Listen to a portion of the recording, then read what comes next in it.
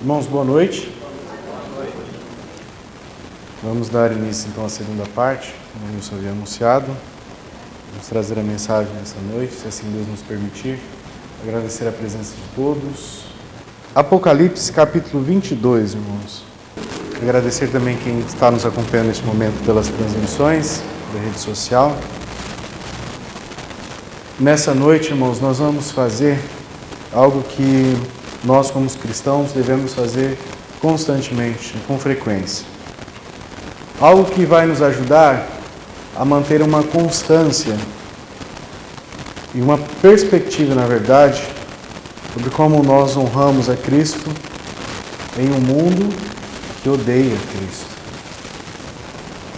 Nós vamos vasculhar uma passagem, essa passagem que eu pedi para que os irmãos abrissem, sobre a qual nós vamos refletir nesta noite, se assim for a vontade de Deus. Vamos ler, ponderar cuidadosamente o último capítulo da Bíblia. Eu chamo a atenção dos irmãos, porque quando nós lemos um livro, é algo muito significativo você ler o final deste livro, não é? Nós começamos o livro e ansiamos para ver o final. Se nós tirarmos o último capítulo, como é que vai ficar esse livro?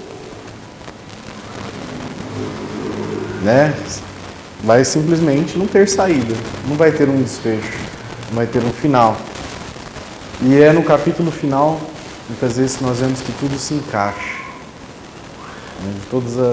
Desde o início até o fim, no final, nós vemos que tudo se encaixa. Nos capítulos anteriores, nós vemos que envolve tramas, envolve subtramas.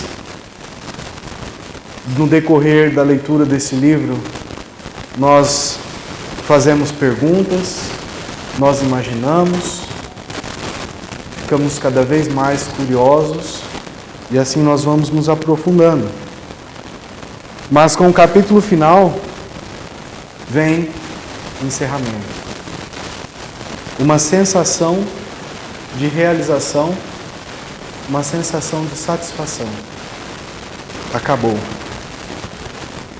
E nós vemos que Deus, Ele levou mais de 1500 anos e dezenas de autores humanos para nos dar a Sua palavra.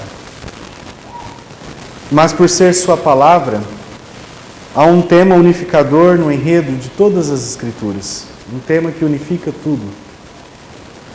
A Bíblia é a história do que Deus está fazendo para formar um povo para a sua glória. E a história começa com a descrição de um paraíso que se perdeu, lá em Gênesis 1 e 2, e termina com a profecia de um paraíso restaurado. Apocalipse 21 e 22. Se depois você puder ler lá em Apocalipse 21, você vai ver que Deus permitiu que João, o apóstolo João, ele tivesse uma visão do novo céu e da nova terra.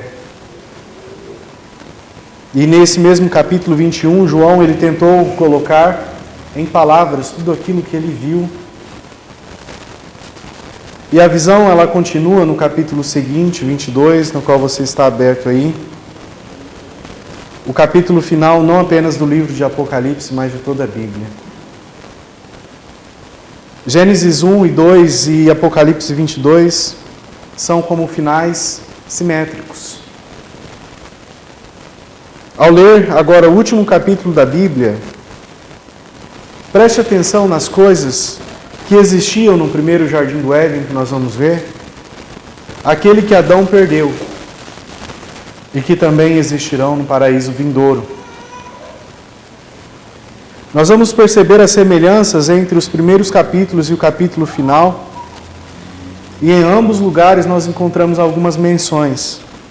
Apocalipse 22, versículo 1 e 2, nós vemos João falando: "E mostrou-me um rio puro de água da vida, claro como cristal, que procedia do trono de Deus e do Cordeiro.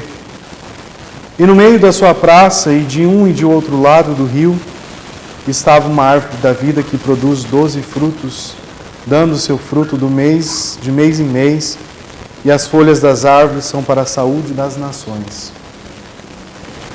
Gênesis 2:10, o irmão vai projetar para nós encontramos novamente a menção, só que a menção de um rio, como nós vimos em Apocalipse. E saía um rio do Éden para regar o jardim, e dali se dividia e se tornava em 4 braços. A mesma menção do primeiro Éden, primeiro jardim, nós vemos a menção do rio no jardim restaurado. Ainda no versículo 2, no capítulo 22 de Apocalipse, nós encontramos que naquele paraíso estará a árvore da vida. Versículo 2: E no meio da sua praça e de um e de outro lado do rio estava a árvore da vida, que produz 12 frutos, dando seu fruto de mês em mês, e as folhas da árvore são para a saúde das nações. Olha o versículo 14. Bem-aventurado aqueles que guardam os seus mandamentos, para que tenham direito à árvore da vida e possam entrar na cidade pelas portas. Gênesis 2:9, nós encontramos que essa árvore também estava no Éden. E o Senhor Deus fez brotar da terra toda a árvore agradável à vista e boa para a comida, e a árvore da vida no meio do jardim, e a árvore do conhecimento do bem e do mal. Aprendemos também que nessa árvore havia frutos. Havia o fruto. Apocalipse 22:2, novamente, e estava a árvore da vida, que produz 12 frutos, dando o seu fruto de mês em mês. E em Gênesis, capítulo 1, versículo 29, e disse Deus: Eis que vos tenho dado toda a erva que dê semente, que está sobre a face de toda a terra, e toda a árvore em que há fruto que dê semente, e ser-vos-á para mantimento. Nós vemos também que naquele momento, tanto no final, nós estaremos face a face com Deus e o Cordeiro, no versículo 4 de Apocalipse 22, e verão o seu rosto, e nas suas testas estará o seu nome. E no Éden, Gênesis 3:8, e ouviram a voz do Senhor, isto é, eles mantinham um contato direto com Deus, que passeava no jardim na variação do dia, e esconderam-se Adão e a sua mulher da presença do Senhor entre as árvores do jardim. Tudo isso sendo restaurado no final. E vemos por fim que os servos de Deus reinarão. Versículo 5 de Apocalipse 22. E ali não haverá mais noite, e não necessitarão de lâmpada nem de luz do sol, porque o Senhor Deus os ilumina, e reinarão para todo sempre. E em Gênesis 2:15, nós vemos, na verdade,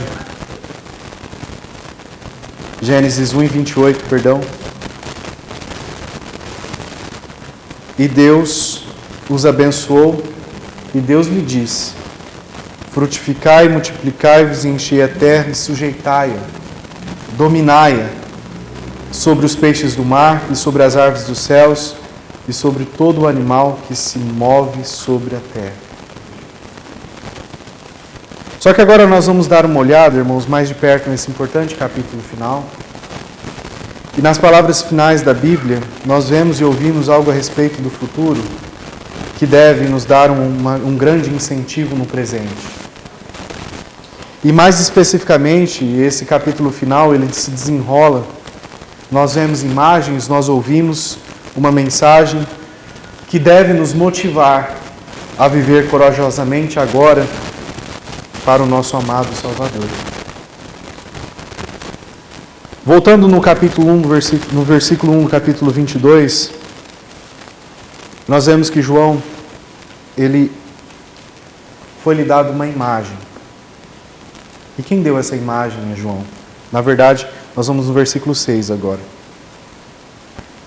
João disse: "E disse-me, estas palavras são fiéis e verdadeiras. E o Senhor, o Deus dos santos profetas, enviou o seu anjo para mostrar aos seus servos as coisas que em breve hão de acontecer." Quem mostrou para João? Foi o anjo. João disse que foi o anjo. Aparentemente o mesmo anjo que foi mencionado no capítulo 21, onde João registrou essa visão do novo céu e da nova terra. E o anjo, ele chegou primeiramente e mostrou a João um rio especial. E ele usa, Salmos, por exemplo, usa a cena de um rio para ilustrar a fecundidade da pessoa de Deus, que constrói a sua vida sobre a palavra de Deus. E já mencionamos a presença de um rio no primeiro mundo, lá no Éden, como nós vimos no início. E agora nós vemos um rio no mundo futuro. Observe novamente no versículo 1 e 2, que João viu lá um rio, um trono e uma árvore.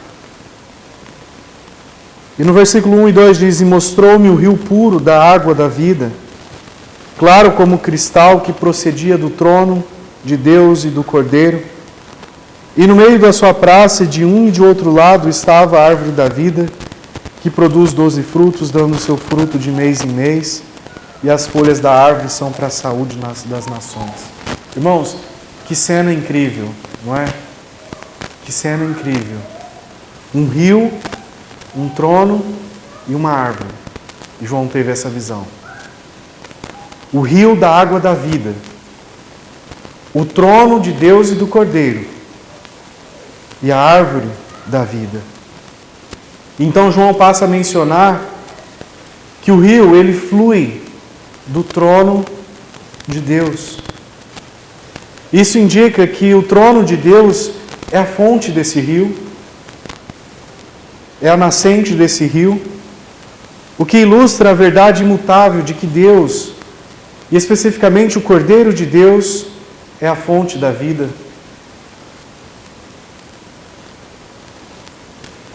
Lembra-se da afirmação de Jesus em João 4,10?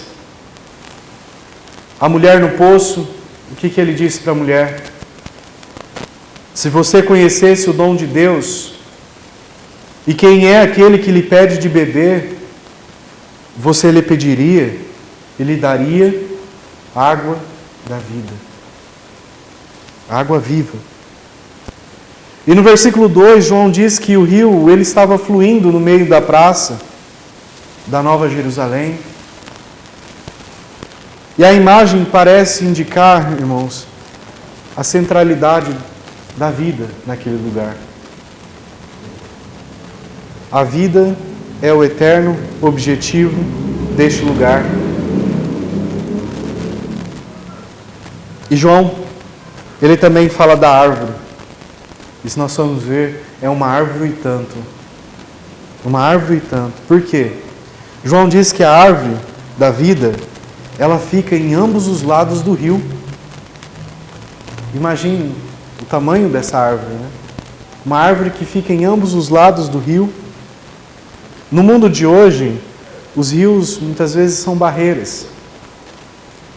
A menos que você tenha um barco ou uma ponte. Mas esse rio não separa as pessoas da árvore da vida. Que árvore, né, irmãos? É um rio com uma árvore que não separa as pessoas. E o que é melhor, o fruto que essa árvore oferece é encontrado em ambos os lados do rio. Em ambos os lados. E observe outra coisa sobre o fruto dessa árvore. A maioria das árvores hoje nos dá frutos uma ou talvez 2 vezes no ano. Mas essa árvore incrível, ela oferece frutos luxuosos todos os meses. Todos os meses. 12 vezes por ano. E mais uma vez, irmãos, a cena ela tem a intenção de nos impressionar com o fato de que a vida lá é bem diferente da vida aqui. É bem diferente. Lá não há morte, lá o fruto da vida continua chegando a nós mês após mês. E não é apenas o fruto que é benéfico. O versículo 2 ainda diz que as folhas trazem cura para as nações. As folhas desta árvore trazem cura para as nações. Em nossa época, há guerra entre as nações. Há fome, há morte entre as nações. Mas isso um dia acabará, quando Cristo voltar. E a árvore da vida, antes do jardim do Éden, agora ela floresce nas ruas da Nova Jerusalém. Essa árvore, ela proporcionava vida eterna para o corpo. E você pode até se perguntar, se os santos são glorificados, terão ou não necessidade de alimento? O que nós podemos responder, irmãos, é que estará lá. Os frutos estarão lá. Para nós, se quisermos. O acesso à árvore da vida foi prometido aos vencedores.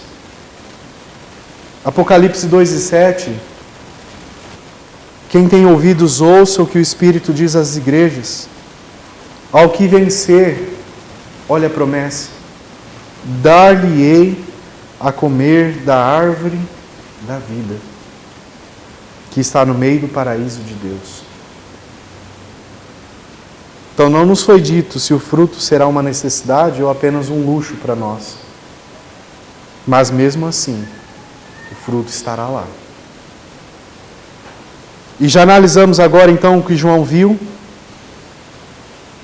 Observe também outra coisa que João viu, versículo 3 e 5. E ali, nunca mais haverá maldição contra alguém. E nela estará o trono de Deus e do Cordeiro, e os seus servos o servirão. E verão o seu rosto, e nas suas testas estará o seu nome, e ali não haverá mais noite, não necessitarão de lâmpada nem de luz do sol, porque o Senhor Deus os ilumina e reinarão para todo sempre. Quem João disse que estará naquela cidade, irmãos? Ele claramente deixa óbvio para nós quem estará lá.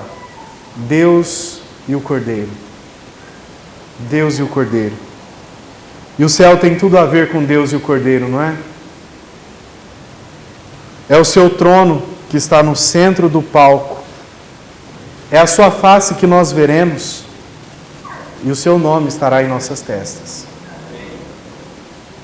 Portanto, o que importa, irmãos, é a identidade, é a reputação, é a vontade, é os propósitos, é a honra, é a atenção de Deus e do Cordeiro. O mundo eterno será todo dele. E como o conhecimento dessa verdade nos afeta hoje, saber disso, em que nos implica, em que afeta em nossa vida? Pergunto aos irmãos e a você que está aqui hoje, isso te emociona?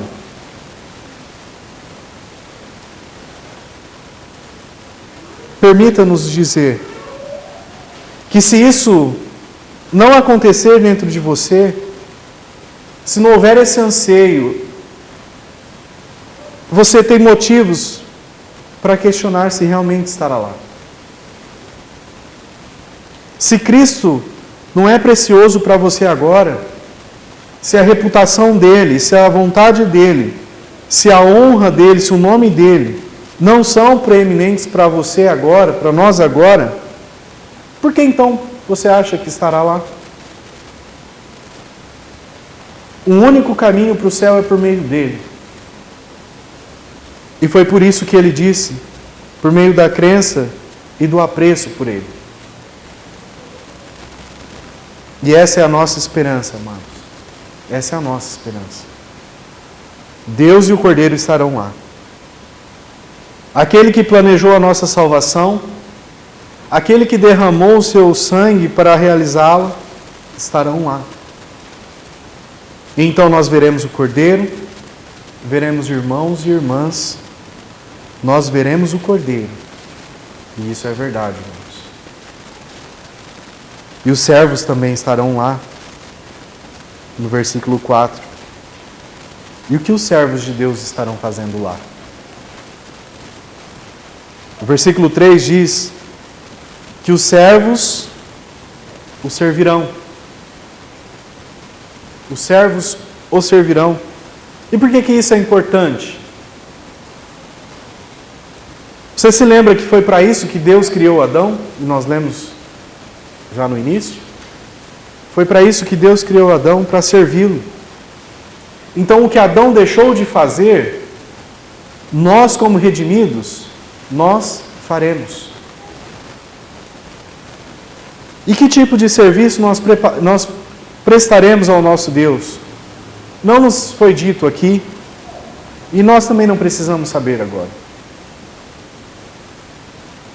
É suficiente que saibamos o que Deus quer que nós façamos hoje. Isso basta. Ele quer que saibamos o que faremos, o que façamos hoje. A nossa fidelidade na vida nos prepara para um serviço mais elevado nos céus. E de fato, alguns pensam que nós teremos acesso a um vasto universo e talvez sejamos enviados em missões especiais para outros lugares, mas é inútil especular, porque Deus não achou por bem nos dar esses detalhes. Só que há mais. O que mais aprendemos sobre como será o estado eterno para o povo de Deus? O versículo 5 diz que o povo de Deus reinará para todo sempre. E sobre quem eles reinarão? Não diz. Veja aqui mais um paralelo a Gênesis também. O que Adão deveria fazer? Governar e reinar como representante de Deus sobre um reino criado. Em Cristo é isso que faremos, a mesma tarefa que Adão perdeu. Lembre-se, nós somos cordeiros de Cristo.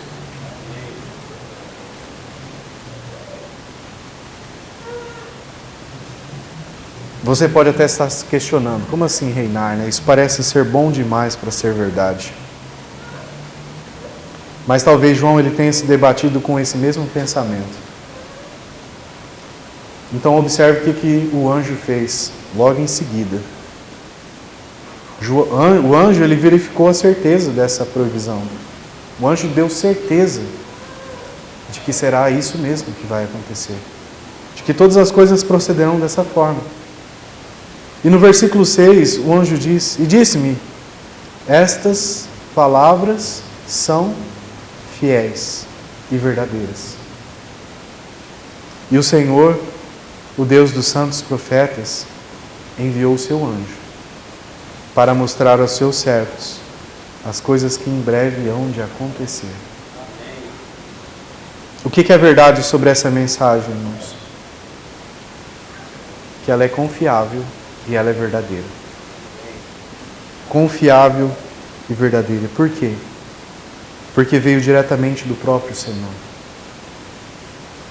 E Ele a enviou por meio do seu anjo para mostrar aos seus servos. E observe, está no plural. Para mostrar aos seus servos.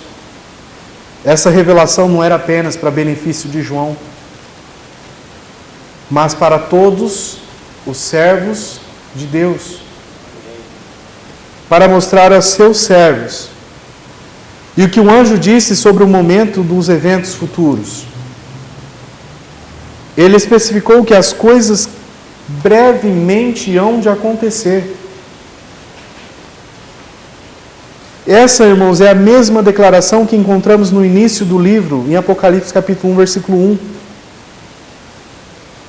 Revelação de Jesus Cristo, a qual Deus lhe deu, para mostrar aos seus servos as coisas que brevemente devem acontecer. E pelo seu anjo as enviou e as notificou a João, seu servo. Há 2000 anos, o Senhor disse que viria em breve. E por que Ele nos disse isso? Isso faz tanto tempo, 2000 anos. Por que Ele nos disse isso e já se passaram tanto tempo desde que Ele fez esse assunto, desde que Ele fez esse anúncio? Digo a você, não se assuste. O que são 2000 anos comparado com a eternidade? O que são 2000 anos comparados com a eternidade, irmãos? Mas tenha sempre em mente, se Ele disse logo, será logo. E por quê? Por que Ele esperou e espera ainda esse tempo todo, mesmo dizendo que será logo? Por causa da misericórdia dele. Porque o Senhor é longânimo. Ele não quer que ninguém pereça. 2 Pedro 3:9. O Senhor é longânimo, não querendo que ninguém pereça, mas que todos cheguem ao conhecimento, cheguem ao arrependimento. Amados, se o capítulo final ele nos diz alguma coisa, é que o nosso Salvador queria que soubéssemos que Ele está vindo e que Ele virá em breve. E novamente, por que Ele fez esse anúncio a nós? Para nos mostrar que o céu, ele é mais do que um destino. É uma motivação para nós aqui na terra. Saber que nós habitaremos na cidade celestial deve fazer diferença na nossa vida aqui e agora. E a pergunta é, será? Será que essa cena celestial que acabamos de ver, que acabamos de ponderar, o fato de que Cristo está voltando, está fazendo diferença na nossa vida aqui e agora, irmãos? Será? Estamos como se realmente acreditássemos que isso é verdade? Mas há mais ainda a falarmos. No capítulo final da Bíblia, depois da imagem que acabamos de ver, uma mensagem. Uma mensagem daquele que está chegando. E na verdade a mensagem ela vem na forma de espécie de como se fosse um diálogo. E esse diálogo inclui 5 partes. Primeiro nós vemos no versículo 7, Jesus fala. Jesus fala: eis que estou chegando em breve. Bem-aventurado aquele que guarda as palavras da profecia deste livro. Observe que Jesus dá 2 coisas aqui para nós. Ele faz uma promessa. Estou chegando em breve. E ele proclama uma bem-aventurança. Após a promessa, ele proclama uma bem-aventurança. Essa é, na verdade, a 6ª bem-aventurança no livro de Apocalipse. O que é uma bem-aventurança? É uma declaração que identifica quem tem a aprovação, quem tem a bênção de Deus. E quem tem, de acordo com esse versículo, a bênção de Deus? A pessoa que guarda as palavras deste livro. Este tem a bem-aventurança. Não é simplesmente a pessoa que ouve da boca para fora, mas aquele que as guarda, ou seja, aquele que acredita nessas palavras. Aquele que as guarda, aquele que as que a protege de todos os ataques e que vive à luz dela. Este será bem-aventurado. E o anjo também fala, no versículo 8, a razão pela qual ele falou é a resposta de João, no versículo 8. E eu, João, sou aquele que ouviu e viu essas coisas. E tendo-as ouvido e visto, prostrei-me aos pés do anjo que mais mostrava para adorar. E então o que o anjo fez? Ele falou e deu novamente uma dupla instrução para João. Primeiramente ele diz, não me adore. Versículo 9. Mas ele me disse, não faça isso. Sou um servo, companheiro seu e de seus irmãos, os profetas, e de todos os que guardam as palavras deste livro. Adore a Deus. Amados, como seres criados, nós fomos criados para adorar. Está intrínseco a nós. Nós somos criados para adorar.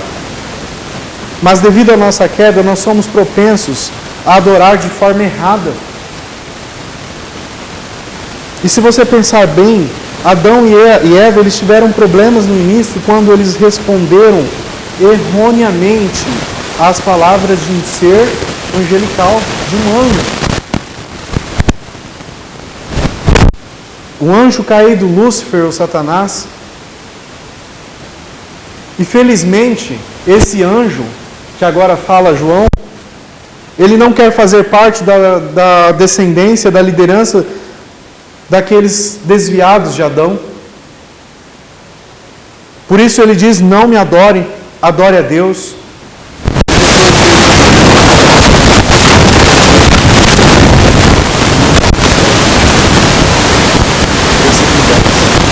Então ele me disse, não cele as palavras da profecia deste livro, porque o tempo está próximo. E esse é um conselho interessante. Por outro lado, quando nós vamos lá no livro de Daniel, Daniel recebeu a visão do futuro. E o que foi dito para Daniel no capítulo 12, versículo 4? O irmão vai projetar para nós.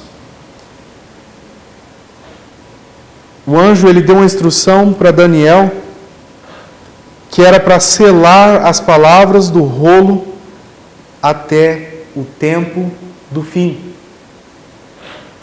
O anjo falou, Daniel, cele as palavras. Cele as palavras do rolo até o fim. E de fato, irmãos, o anjo enfatizou a Daniel no versículo 9 do capítulo 12. Olha o que o anjo disse a Daniel. Daniel, vai, ou seja, siga o seu caminho. Porque as palavras estão fechadas e seladas até o tempo do fim. Mas o que esse anjo, aqui no Apocalipse, disse para João? Não cele as palavras. Por quê? No primeiro século, vamos trazendo uma explicação para nós entendermos o que é selar. Você selava um pergaminho para evitar que pessoas não autorizadas lessem o conteúdo do pergaminho. Então, para abrir o pergaminho, era preciso cortar esse selo. E somente a pessoa legítima podia fazer isso, cortar esse selo. Mas um pergaminho não selado era um jogo justo para todos os olhares, ou seja, todos podiam dar uma espionada. E esse é o ponto. O que foi dado a João e o que nós estamos considerando hoje é algo que o Senhor deseja que todos saibam. É algo que o Senhor deseja que todos saibam. E isso se deve ao fato de que o tempo está próximo. Os alertas são muitos. O tempo está próximo. E esse é o motivo que o anjo deu. Não cele as palavras deste livro, porque o tempo está próximo. Entretanto, parece haver um indicador sóbrio no versículo 11, de que chegará um momento em que será tarde demais para o arrependimento. Fique atento. Chegará um momento em que será tarde demais para o arrependimento, e o anjo declara no versículo 11: quem é injusto, seja injusto ainda. Quem é sujo, seja sujo ainda.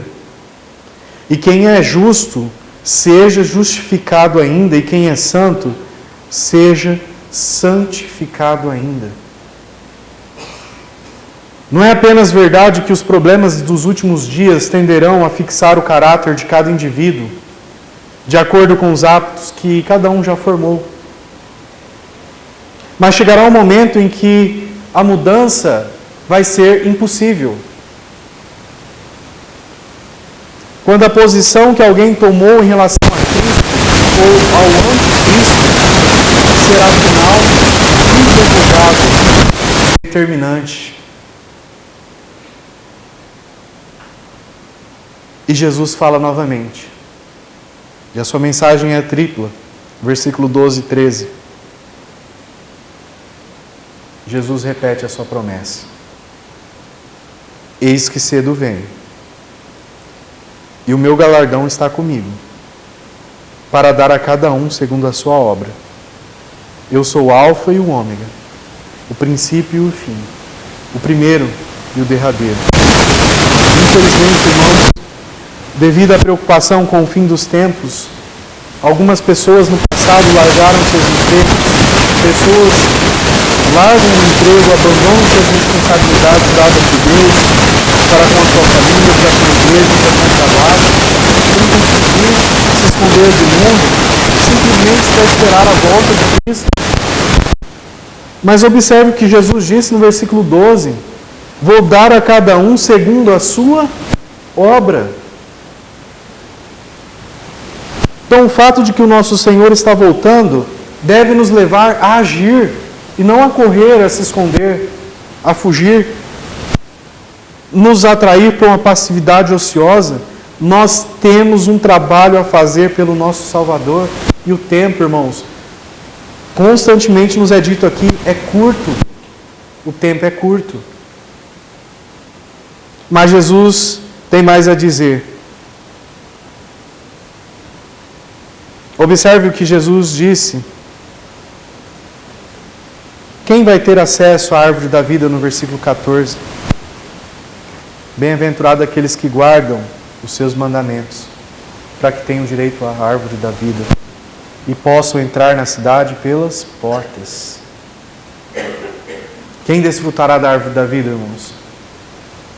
Aqueles que guardam os seus mandamentos. Para estar perto de Deus, você precisa experimentar o poder purificador do sangue do Cordeiro de Cristo. E quanto àqueles que não foram regenerados pela obra expiatória de Cristo? Versículo 15. Os que não foram regenerados, isto é, os que não nasceram novamente. Mas ficarão de fora os cães, os feiticeiros, os que se prostituem, os homicidas, os idólatras e qualquer que ama e comete a mentira. Então o livro de Apocalipse, ele usa mais de uma imagem para comunicar o destino eterno daqueles que não nasceram de novo pelo sangue de Cristo. E em nosso texto nós somos informados que os ímpios estarão do lado de fora dos portões da cidade, afastados do rio da vida eterna, que está sendo desfrutado pelo povo de Deus dentro da nova cidade, da Nova Jerusalém. Mas, na verdade, o destino dos ímpios é ainda pior. Não se trata apenas do fato deles não poderem ver e entrar na cidade. Somos informados de que eles serão lançados no lago de fogo. E nós não podemos misturar aqui as metáforas. Estar do lado de fora significa estar no lago de fogo. E também não perca as implicações horrendas e aterrorizantes. Todos os que não conhecem Cristo como Salvador serão separados de Deus e sofrerão um tormento eterno, que nunca terá fim. Irmãos e irmãs, que nós que estamos em Cristo tenhamos compaixão e ousadia por aqueles que ainda estão em seus pecados, afastados de Cristo. Ousadia para compartilhar o Evangelho com eles enquanto ainda há tempo, e o tempo é curto. E então no diálogo Jesus fala novamente, dessa vez, no versículo 16, ele identifica na verdade ele identifica quem ele é e para quem é essa mensagem. Versículo 16, e eu, Jesus, enviei o meu anjo para vos testificar essas coisas nas igrejas. Eu sou a raiz e a geração de Davi, a resplandecente estrela da manhã. Jesus mesmo chama-se de a raiz de Davi. Uma raiz é algo que nós não podemos ver, mas que em última análise é responsável pelo fruto que nós podemos ver e comer, desfrutar. Jesus, ele também se autodenomina a resplandente estrela da manhã. E essa é a estrela que anuncia, por sua presença, a aurora do novo dia, do dia que se aproxima. E João fala, novamente, João, no versículo 17, ele registra o que outra pessoa tinha a dizer. E ao fazê-lo, ele nos diz o que fazer enquanto nós esperamos. O que fazer enquanto esperamos. Versículo 17. E o Espírito e a esposa dizem, vem. E quem ouve, diga, vem. E quem tem sede, venha. E quem quiser, tome de graça da água da vida. O Espírito Santo, esse é o Espírito Santo. E a esposa, essa é a esposa de Cristo, a igreja. E o que eles estão dizendo? Venha. Venha. Para quem eles estão falando? Aqui nós podemos interpretar as palavras de duas maneiras. Eles estão falando com o Senhor Jesus? Eles estão dizendo, venha Senhor Jesus? Talvez. E é isso que João vai verbalizar no versículo 20. Mas também é possível que eles estejam oferecendo um convite àqueles mencionados na última parte do versículo. Àqueles que têm sede da água da vida. Venham. Se você está com sede, venha Jesus. E é isso que nós devemos fazer enquanto esperamos. Clamar para que Jesus venha. Clamar para que as pessoas venham a Jesus. Mas de acordo com João, há algo também que nós não devemos fazer. Olha no versículo 18 e 19. Ele nos diz o que nós não devemos fazer enquanto esperamos. Porque eu testifico a todo aquele que ouvir as palavras da profecia deste livro, que se alguém lhe acrescentar alguma coisa, Deus fará vir sobre ele as pragas que estão escritas neste livro. E se alguém tirar quaisquer palavras deste livro, desta profecia, Deus tirará a sua parte do livro da vida, e da cidade santa, e das coisas que estão escritas neste livro. É uma advertência severa. Não adultere o livro. Não digam, é muito difícil entender, e começar a tirar pedaços dele e montar retalhos de entendimentos nossos. E tampouco acrescentar algo a este livro. O Senhor nos disse o que Ele quer que saibamos, tanto no passado, presente e futuro, nem mais nem menos. E Jesus fala uma última vez no versículo 20, e Ele disse, ouçam o que Ele disse, aquele que testifica estas coisas, diz, certamente cedo venho. Amém? Ora vem, Senhor Jesus. E essa é a terceira vez que Ele disse isso neste capítulo. Ele deve querer que nós não percamos isso, que nós não nos esqueçamos disso. Ao que João oferece a resposta adequada, amém. Ora vem, Senhor Jesus. Resposta de João. E então João acrescenta no que é o versículo final da Bíblia, o versículo 21. A graça de nosso Senhor Jesus Cristo seja com todos vós. Amém.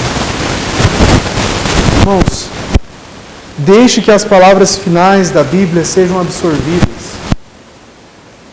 João, de olho no futuro, ele diz, venha, Senhor Jesus. E João sabe que nós temos o que é necessário para o presente. A graça do Senhor Jesus. João sabe, por isso que ele disse isso. A graça do Senhor Jesus esteja com o povo de Deus. Sim, o Senhor nos deu duas coisas muito significativas e nós não devemos perdê-la. Temos a sua promessa, Ele virá em breve. Amém. E temos a sua graça, o seu favor e ajuda não merecidos. E é significativo que as palavras finais da Bíblia enfatizam que o povo de Deus precisa de graça. E de uma graça que está disponível. Precisamos da graça para sermos salvos. Também precisamos da graça para viver como pessoas salvas. E o que precisamos, nós temos em Cristo. E esse é o fim da história, irmãos e irmãs, e você que está nos ouvindo nessa noite. Amém. Acabamos de ler o capítulo final. Nós vimos uma imagem do que está por vir. Ouvimos uma mensagem daquele que está vindo e que agora, irmãos, espero que não reste mais dúvidas. A única pergunta é: nós sabemos para onde este mundo está indo. E a pergunta que fica para todos nós: estou vivendo à luz do final da história? Estamos vivendo à luz do final da história? Você está ansioso para ver Cristo? Você está pronto para vê-lo? Que a graça do Senhor Jesus, irmãos, e o amor de Deus Pai e a comunhão do Espírito Santo seja com todos nós. Amém?